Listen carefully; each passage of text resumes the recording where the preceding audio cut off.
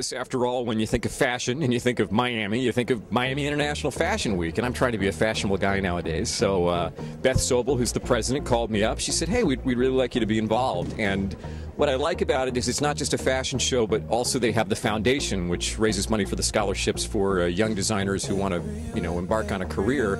And with the economy and the toilet the way it is, anything that helps people find a career right now, I'm completely behind. I've been working with Miami International Fashion Week for about a year since I came back to the United States from Colombia. I've been involved with the foundation and been involved with the president, Beth Sobel. This is my first time hosting it, so I'm hoping not to pull a Golden Globes and that they ask me to come back next year. But it's going to be really neat. It's a nice group of people, and it's a fun night because it's positive for South Florida. I mean, when you think of Miami, you don't exactly think of fashion, but with this event and others that the organization puts on, they're trying to change that. We're trying to say this is the map, and this is the center point for all things fashion for the Americas on down. We've had a correspondent here named Jesse Sanchez. Come on in, Jesse. This is our correspondent. He's a Miami boy. Yes, I am. Yes, born and raised. So Jesse's been doing coverage for our network in Colombia, NTN 24, and I think the funniest thing that Jesse told me about was the wardrobe malfunction. Yes, there was a model who was actually on the runway, and her boob popped out. I think I saw it. It was it a full nipple? It was full nipple. It started with a little, and then once the air got in there, it opened it all up, and we got a full view. You know what? People remember things like that, but they also remember the fashions. And I was looking at the webpage the other day with my sister.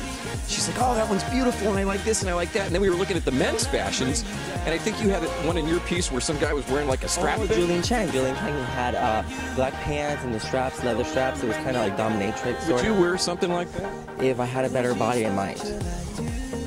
Would you? I'm very conservative, but it's fashion. Fashion is art, and art is what you make of it. So, anyway, I was happy to be involved, Jesse. We were happy to have you involved for NTN 24.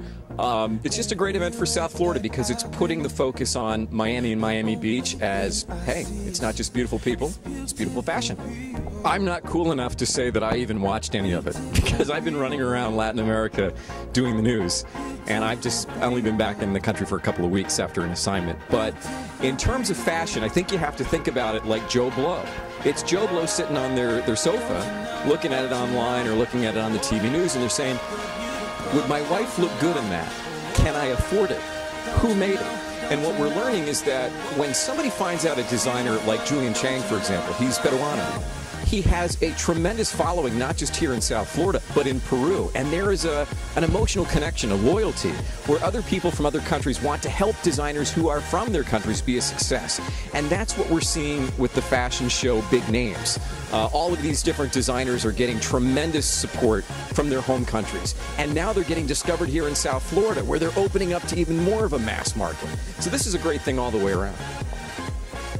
Hola, ¿qué tal? Soy Brian Andrews con las noticias en inglés desde el canal RCN y NTN 24 in Colombia. And I also speak English. And you're watching Hipflow online, the hippest, coolest place to find out what's happening here in South Florida.